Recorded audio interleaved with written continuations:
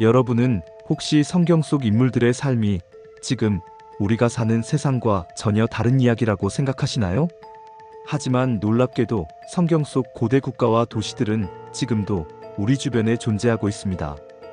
오늘은 그 중에서도 가장 강력했던 두 제국, 아수르와 바벨론에 대해 이야기해 보려고 합니다. 수천 년 전, 이 땅 위에 두 개의 거대한 그림자가 드리워졌습니다. 누구도 감히 대적할 수 없었던 힘, 인간의 오만함이 하늘을 찌르던 도시. 그 이름은 아수르와 바벨론입니다. 먼저 아수르의 수도 니느웨입니다. 이곳은 현재 이라크 북부 지역에 위치했던 고대 국가로 잔인하고 공격적인 성격으로 유명했습니다. 그들은 칼과 창으로 세상을 정복했고 기원전 722년에는 북이스라엘을 멸망시키며 그들의 힘을 과시하며 잔혹한 역사를 써내려갔습니다.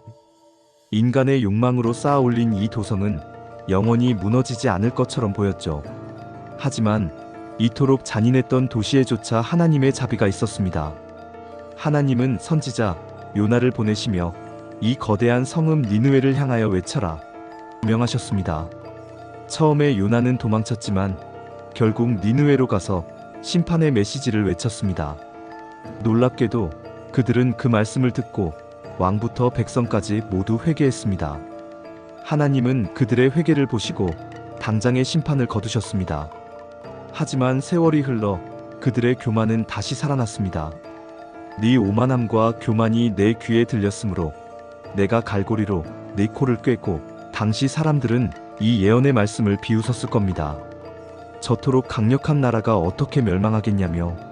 하지만 하늘의 심판은 조용히 다가왔습니다. 그리고 놀랍게도 그 예언은 현실이 되었습니다. 기원전 612년 거대한 니느웨는 단 며칠 만에 멸망했고 마치 거대한 모래성처럼 흔적도 없이 사라졌습니다. 역사가들은 이 멸망이 미스터리라고 말하지만 성경은 분명하게 말합니다.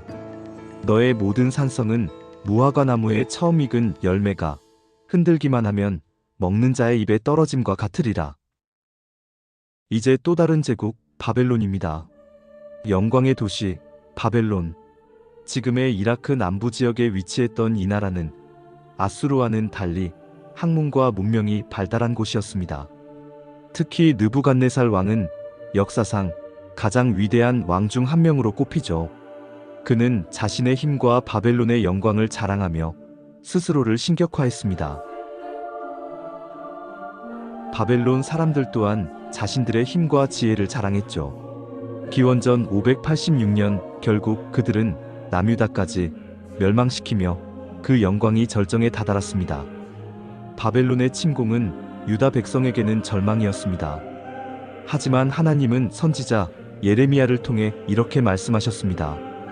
너희가 바벨론에서 70년이 차면 내가 너희를 돌보고 다시 이 땅으로 돌아오게 하리라. 이 말씀은 단순한 예언이 아니라 절망 속에서도 희망을 잃지 않게 해준 하나님의 약속이었습니다. 어느 날 바벨론의 벨사살 왕이 귀인들을 초대해 큰 잔치를 벌이며 하나님의 성전에서 가져온 금 문잔으로 술을 마시며 그들의 신을 찬양하는 순간 갑자기 벽에 손이 나타나 알 수 없는 글자를 썼습니다. 메네메네 데겔 우바르신. 아무도 그 의미를 몰랐지만 지혜로운 선지자 다니엘은 이렇게 해석해 주었습니다. 하나님께서 왕의 나라의 시대를 세워서 그것을 끝나게 하실 것이다. 이는 왕을 저울에 달아보니 부족함이 보였기 때문이다. 이제 왕의 나라를 나누어 메대와 바사 사람에게 주겠다. 바로 그날 밤 왕은 죽고 바벨론은 무너졌습니다.